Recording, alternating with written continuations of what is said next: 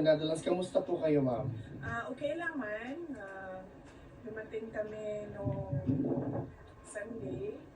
Yes, hapon. And okay naman yung flight.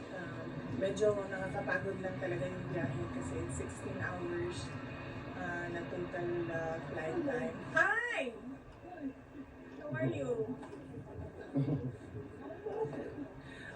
Yes. So, Ma'am, kamusta po ang aming pinakamamahal na inyong ama, dating Pangulong Rodrigo Duterte? okay lang siya. Very good mood today. Una niyang nasabi noong pumasok ako, sabi niya yung braso ko daw ay doble ng braso niya. So, dalawang braso daw niya, yung isang braso ko. Ma'am, pakilinaw po yung sinabi ni Ma'am Elizabeth kasi ma'am, marami talagang nabahala mga kababayan natin na si Tatay Digong daw ay skin and bones. Ano po yung konsepto nung ma'am? Pumayat siya na sobra. Hindi pa siya nakita ng ganito siya kapayat. Ganito siguro siya kapayat nung binata pa siya. So, laki lang pinayat niya. So, ito yung braso ko. Doble ba? So, doble is kalahati nito. Kalahati na lang nito ang braso niya. Pero health-wise, ma'am, okay naman siya, ma'am? So far, wala man siyang, tinanong namin siya kung may mga complaints siya, wala naman siyang nararamdaman daw. So, okay naman siya. On that note, kasi wala din naman siya sa hospital part ng prison, nandun siya sa regular, detention. Kasi lahat ng mga Pilipino, ma'am, talagang nagdadasal para sa speedy recovery ni PRRD kasi we are definitely more than willing to welcome him sa outside world. Oh yes, oo.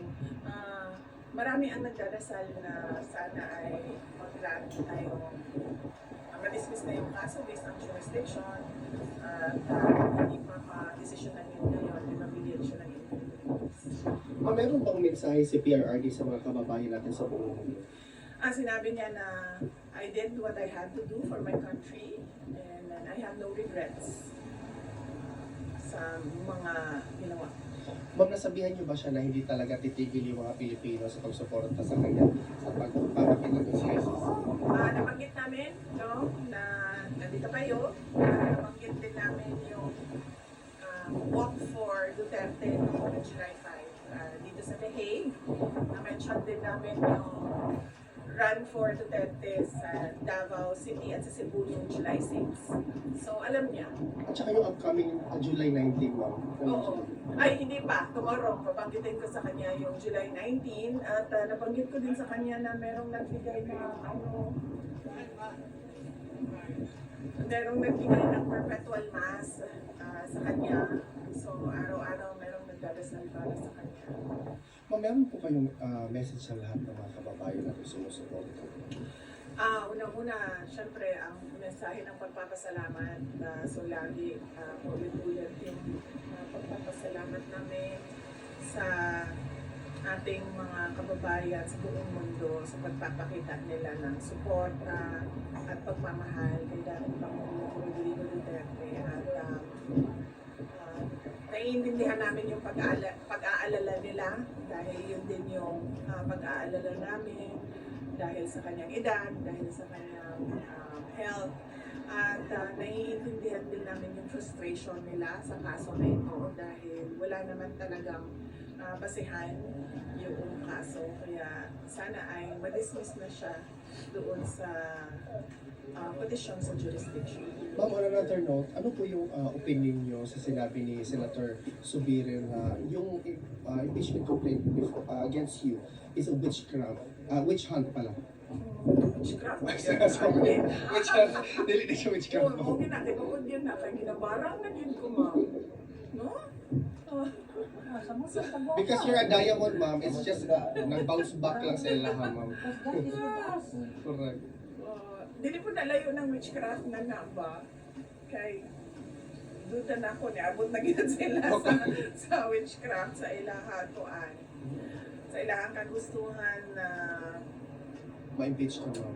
Yes, matanggal ko sa pwesto at I'll be out of their way. Wala ko witch hunt. Well, obvious naman na, no? Makita ninyo dito. Unang-una, makikita ninyo yung budget hearing last year, no? Na ang lahat ng tanong nila ay tungkol confidential funds lang. Meron lang silang inutusan na magtanong konti about sa budget proposal ng OVP na wala namang confidential funds, pero lahat ng tanong nakikita nyo, nagbabasa sila ng script at lahat yon confidential funds. Member ng House noon ay si Congresswoman Stella Kimbo at sinabi niya talaga on record na let's stick to our plan. Ang sagot doon, kung nakikita niyo ay yung pagkuha nila sa confidential records, no? Sa Commission on Audit, ang ginamit nila is order galing sa House of Representatives para kunin yung documents sa loob ng Commission on Audit.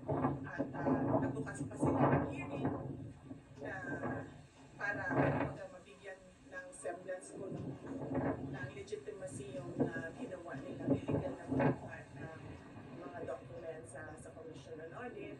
At nakita ninyo, nung wala na silang maitanong, dahil wala ka namang makikitang pagkakamali sa mga ginawa, ay lumipat na sila doon sa impeachment puno. At nakita ninyo doon sa impeachment puno nila, nakaapat sila na articles of impeachment dahil hindi nila talaga magawang magbuo ng isang complaint na makatotohanan at meron talagang mga credible na evidence. So, hindi na yan siya lingid sa kaalaman ng karamihan ng ating mga kababayan. Kita nila kung ano nangyari. On a different topic, Okay lang. ano ma'am, my question kasi is that tinanong ko kay Atty. Calfo ano ang reaction niya sa sinabi ni Secretary of Justice Remulla na allegedly na-discern na yung evidence kaya hindi na sila makapag-file doon sa local court sa Pilipinas and they're ceding the issue or the situation dito sa ICC. Sinabi ni Atty. Calfo man po na as far as discern evidence is concerned, wala pong ginawa si PRRD because that is a criminal offense. Ano po yung reaction ninyo ma'am sa statement ni Secretary Remulla na wala daw evidence? Alam ko Filipinos are thinking, if there are no evidence in the Philippines, what kind of evidence will be presented before the ICC? Gawa-gawa. Gawa-gawa talaga na ebidensya. At yung ibang ebidensya nila, meron din tayo ebidensya na kinuha yon by force or intimidation or harassment of individuals. So, makikita din natin yun soon, very soon. Thank you. Will you be attending the SONA meeting? Of course not. No SONA for me. Kasi confirmed na yung natin, Korea natin na Filipino community natin. Bukod po dito sa The Hague, do you intend to visit other places in your district? Wala po. Dito lang kami sa Hague, sa duration ng duty ko. So July 5 hanggang July 23 yung sa akin. And then, darating sa susunod si Hanilep. So actually, dito po kayo sa SONA, no? Hindi. Oo. Kasi July 23 ako alis ng Hague. So dito lang kami. And kasi inaano namin yung 4 days a week na kasi yung bisita. So, minamaximize namin yung grant ng detention unit na 4 times a week pwede bisita. Your reaction po na gobyerno ng Pilipinas nagagastos para sa 4 na witnesses by way of cooperating with the ICC? Well, nakakalungkot. Dahil unang-una, sinasabi nila walang ebidensya, pero meron silang ngayong witnesses na kaya naman nila palang bayaran yung pagbabiyahe. Pero nakakalungkot kasi sobrang bagal ng galaw nila para sa ating mga kababayan na naiipit sa kaguluhan sa Iran at sa Israel. Kaya kaya nakikita natin at nakikita ng taong bayan nasaan ba talaga yung priorities ng administration na ito. Apparently puro politika lang yung paninira na sa politika lang yung kanilang prioridad at hindi yung mga mamamayan. Ma'am, on a different, parang susundan ko yung question, ma'am, by the way. Sinabi po ni President Marcos na i-stop na daw po natin yung pamumulitika at it's now time for us to work. Siguro tumingin siya sa salamin, no?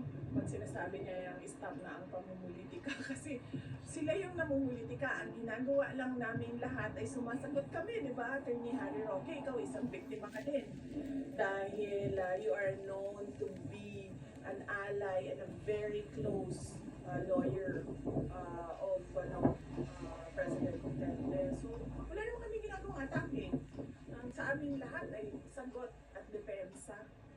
So, sila ang tumigil at sila yung nasa administrasyon, sila yung tumigil at sila yung tumutok sa kung ano yung dapat na ibigay para sa taong bayan.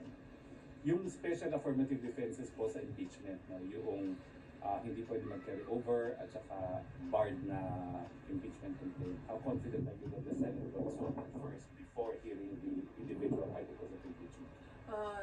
Paniwala ko naman na madami sa kanilang abogado doon and syempre yung iba are supported by lawyers as well. Unahin muna nila yun